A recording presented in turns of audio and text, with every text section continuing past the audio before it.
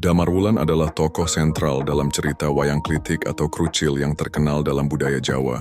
Perjalanannya dari seorang ksatria tampan hingga menjadi Raja Majapahit penuh liku dan keajaiban.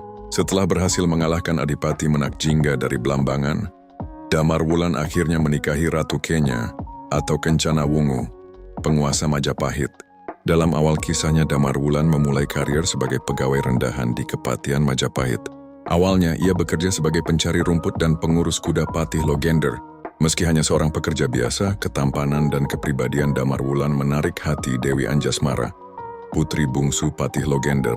Namun, hubungan cinta mereka tidak direstui oleh kakak Dewi Anjasmara, Layang Seta dan Layang Kumitir, yang merasa cemburu dan kerap memperlakukan Damarwulan dengan sewenang-wenang. Meski demikian, Damarwulan tetap bertahan dalam keprihatinan. Suatu ketika Ratu Kenya mengumumkan sayembara bagi siapapun yang berhasil mengalahkan Menakjingga akan dijadikan suaminya dan diangkat sebagai raja. Tergugah oleh tantangan itu, Damarwulan berangkat ke Blambangan dengan ditemani dua panakawan setianya, Sabda Palon dan Naya Genggong.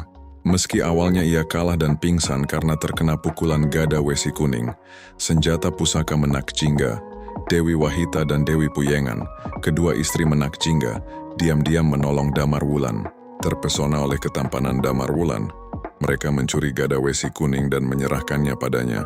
Dengan senjata itu, Damarwulan berhasil mengalahkan dan membunuh Menakjingga.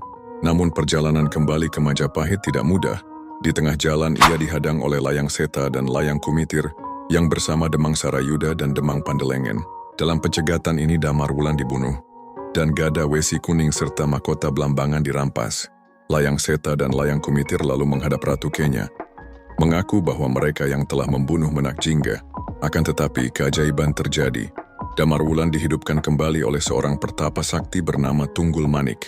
Setelah pulih, ia kembali ke istana dan melaporkan kejadian yang sebenarnya kepada Ratu Kenya, disaksikan oleh Dewi Wahita dan Dewi Puyengan. Untuk membuktikan kebenarannya, Ratu Kenya memerintahkan Damarwulan berduel dengan Layang Seta dan Layang Kumitir.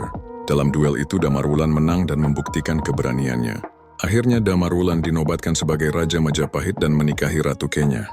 Dewi Anjasmara, Dewi Wahita, dan Dewi Puyengan kemudian diangkat sebagai selir, mengiringi perjalanan Damarwulan sebagai Raja Majapahit.